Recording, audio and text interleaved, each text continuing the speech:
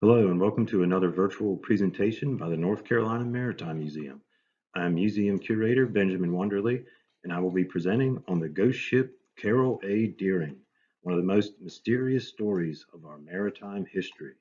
I will cover the events that led up to the disappearance of the ship's crew and theories on what happened to them. If you're interested in more information about the Carroll A. Deering, author Bland Simpson has done extensive research into the incident. His book, Ghost Ship of Diamond Shoals, The Mystery of the Carroll A. Deering, is well worth the read. The Carroll A. Deering was a wooden five-masted schooner that was built in Bath, Maine by the G.G. Deering Company. It was launched on April 4, 1919, along the Kennebec River. It was one of the last sailing vessels used to transport freight and commerce. The Carroll A. Deering mostly shipped coal out of the Hampton Roads area in Virginia to points in the Caribbean and South America. Carroll A. Deering departed Hampton Roads, Virginia for Buenos Aires on August 26, 1920. The return trip would take the vessel to Rio de Janeiro, Brazil, before heading back to Norfolk, Virginia, and on home to Maine. The captain was William M. Merritt. His son S.E. Merritt was first mate. Captain Merritt was part owner of the vessel, and it was reported that he did not like the crew and did not want to sail with them. This could be your first clue into what happened to the crew of the Carroll A. Deering. This was the intended route of the Deering. Outbound is marked in yellow, and the return trip is marked in green. Here's a list of the captain and crew for the Carroll A. Deering. The captain, first mate, and the engineer were all Mainers. The bulk of the crew was from Denmark, with one sailor from Finland and one from the French West Indies. After sailing from Virginia, Captain Merritt becomes ill. The Deering is diverted to Lewis, Delaware. Merritt was too sick to continue the voyage. His son, S.E. Merritt, also leaves the vessel to attend to his ill father. If he didn't like the crew, this was a good way to get out of doing the job. In search of a new captain and first mate, veteran retired shipmaster Willis B. Wormel is hired on as captain of the Carroll A. Deering. Charles B. McClellan would become the first mate. September 9th, the Carroll A. Deering gets back on track and departs Lewis, Delaware for Argentina. By late November 1920, the Carroll A. Deering arrives at port in Rio de Janeiro, Brazil. They finish unloading the rest of their cargo, and the crew is given liberty. Captain Wormel arranges a meeting with an old friend, Captain Goodwin. Wormel tells Goodwin that McClellan's behavior as first mate concerns him, but they also discuss his engineer, Herbert Bates, and he agrees that that is someone that Wormel can count on. December 2nd, the Carroll A. Deering departs Rio de Janeiro, Brazil for Norfolk, Virginia. There is no cargo on board. This is a list of the captain and crew. Sometime in January, the Carroll A. Deering stops in Barbados on its way back to the United States. First mate McClellan gets a little rowdy and threatens the captain, "I'll kill you before it's over, old man." McClellan is then jailed for public drunkenness. Well, the statement from McClellan cannot be taken as a good sign. Captain Wormel tells two different captains, one of them being Hugh Norton of the schooner Augusta W. Snow, that he is having problems with McClellan. I think that's putting it mildly. McClellan also speaks with Captain Norton, and he complains about the crew and Captain Wormel. He asks to sign on with the Snow, but Captain Norton refuses, which was probably a good idea. McClellan is later bailed out of jail by Captain Wormel and sails with the crew again. I don't know if that was a good idea. January 9th, the Carroll A. Deering departs Bridgetown, Barbados. By the 23rd, they are passing the Frying Pan Shoals lightship, just after 5 p.m. This is located off of Cape Fear. On January 29th, the Carroll A. Deering is spotted at 4:30 p.m. by the crew of the Cape Lookout Shoals lightship. The lightship crew is able to communicate with those on board the Deering. This picture of the Carroll A. Deering was actually taken by the engineer James Steele, who was on board Lookout Shoals lightship. The following report about the meeting between the Lookout Shoals lightship and the Carroll A. Deering was filed by Keeper Thomas Jacobson on board the Cape Lookout Shoals lightship. 4:30 p.m., five-mast schooner Carroll A. Deering in passing bound north reported having lost both anchors and chains off Frying Pan Shoal, asking to be reported, but ship's wireless out of commission, was unable to get in touch with passing vessels. A man on board other than the captain hailed the lightship and reported that the vessel had lost both anchors while riding out the gale south of Cape Fear and asked to be reported to its owners. Now, some things that seemed kind of peculiar to Keeper Jacobson was that the crewman didn't speak, act, or look like an officer. So he didn't think he was talking to the captain or the first mate. The person that Jacobson was communicating with was standing on the quarterdeck, and all the crew was congregated there.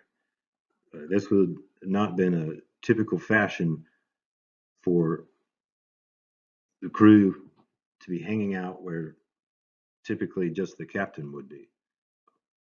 Jacobson recalled this to be pretty unusual. And a later physical description that he gave of the person he spoke with did not match Captain Wormel's description. The only thing that he noted that seemed somewhat normal was that the vessel was reported in good shape. Now, the following bit of information could be a red herring. That'll be up to you to decide. But just after the Carroll A. Deering passes the Cape Lookout Shoals light vessel number 80, a mysterious steam vessel is seen by the lightship crew. Now, the crew on the lightship put up signal flags and display RQK, this meaning that they were at anchor and the approaching steamship needed to go around them. All on board of the lightship were healthy in case anyone was worried, if they wanted to stop and talk to them. And the steamship should stop because they want to talk with them. Maybe they wanted to relay the message about the Carroll A. Deering having lost both anchors in a storm off of Cape Fear. In addition to the signal flags, 4 signal blasts were sounded, which were audible up to 5 miles, well within range of the mysterious steamer. But the steamer did not slow down. Instead, it turned eastward and picked up speed and headed away. Those on the lightship reported that the crew on board the steamer unfurled a canvas to cover the nameplate of this mystery ship. So that makes it a little more suspicious. The next time the Carroll A. Deering is seen by anyone, it is aground on the Diamond Shoals off of Cape Hatteras. On this slide, I attempted to show you the possible course that the Carroll A. Deering had taken before running aground on the sandbars at Diamond Shoals. So a nearby passing vessel, the SS Lake Elon, actually happened to see the Carroll A. Deering.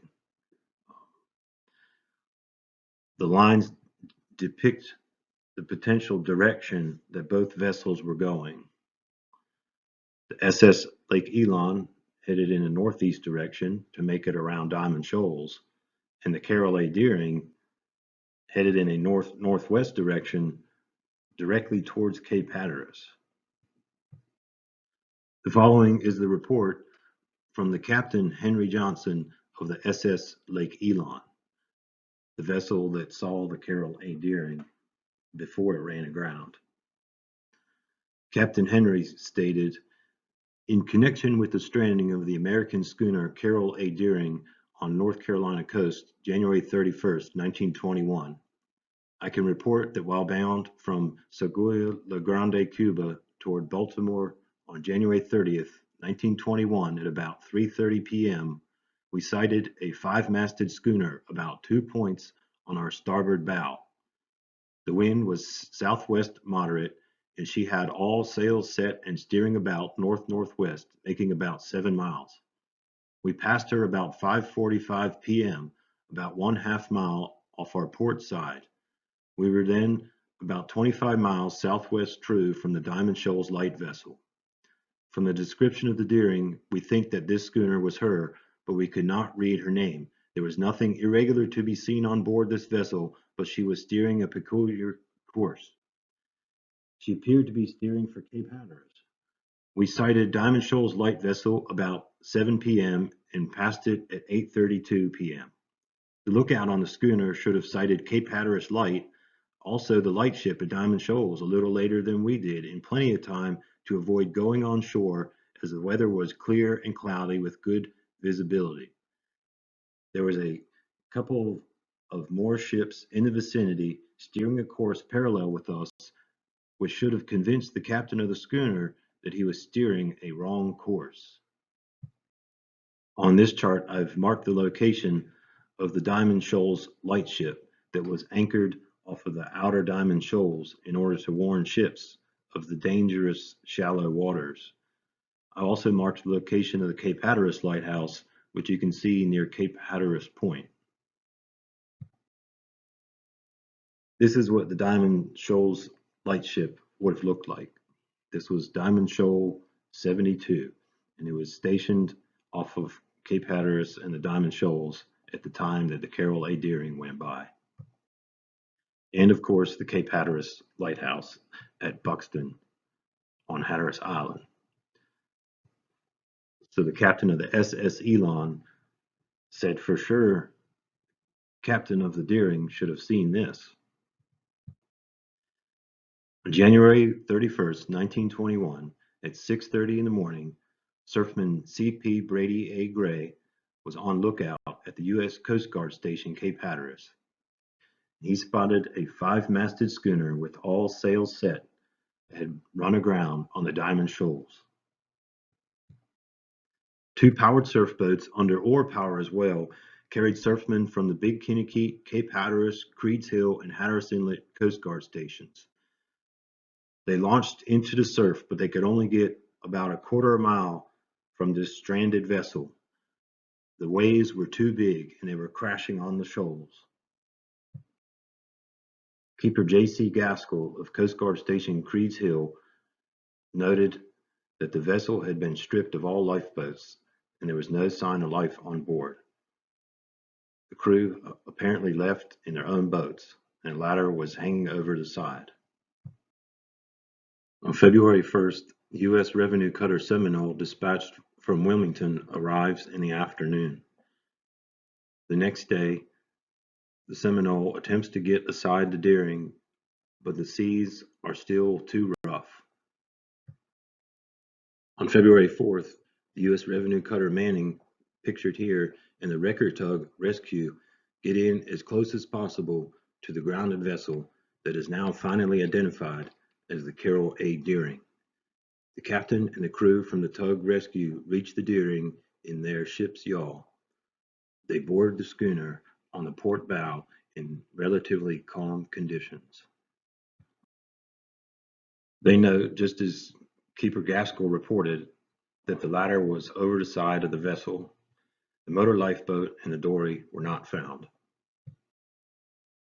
It was what they found on board the ship that was peculiar to them. Food in the galley was still laid out as to be prepared for a meal. There was no crew found on the ship. They did find 3 cats, though. The following is a list of discoveries on board the Carroll A. Deering that raised some questions later.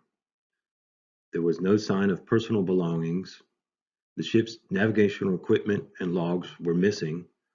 3 pair of different sized boots were found in the captain's cabin. The captain's trunk and belongings were missing.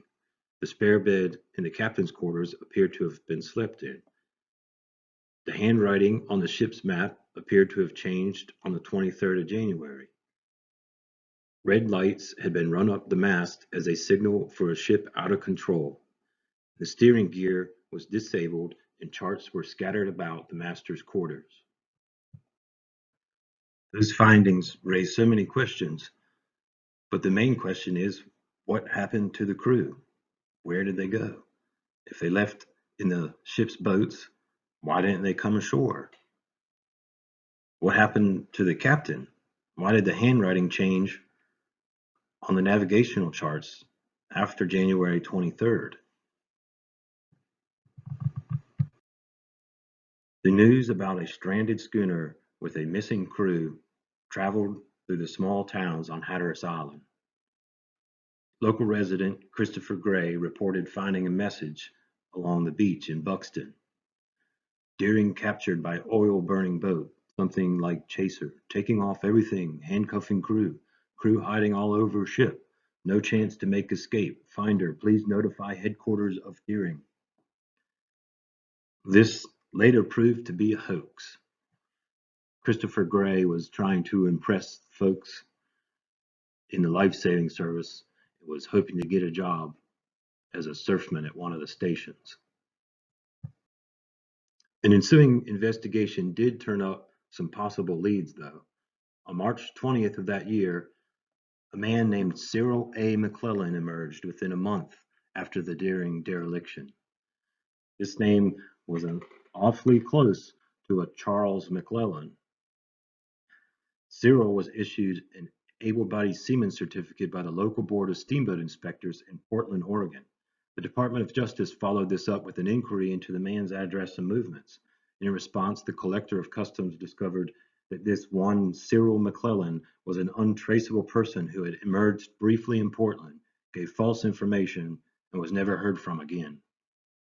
Later that year, on September 14th, two sailors with the same exact names from crew members on board the Deering, Peter Sorensen and Niels Peter Nielsen, are listed as crew on the Danish ship Kronberg, which was supposed to depart from Chile for Hampton Roads. The FBI wanted to interview them due to their identical names, but apparently no interview was ever conducted on the account that the ship never left its home port in Rotterdam, and government officials in the Netherlands did not assist in the case. Before the end of the year, a report came in from the consul of Veracruz, Mexico. It was quoted, referring to the department's circular instruction dated June 17th relative to the schooner Carroll A. Deering. I have to report that the Danish vessel Tranquilbar cleared for Galveston on December 31st. The alien crew list of this vessel contains the names of H.C. Jensen, number 14, and Peter Nielsen, number 24, who answered the descriptions. Again, two names that exactly match two of the crew member names from the Carroll A. Deering. When the ship docked in Galveston, federal agents questioned the two sailors. Both had alibis as to their whereabouts at the time of the Deering's demise.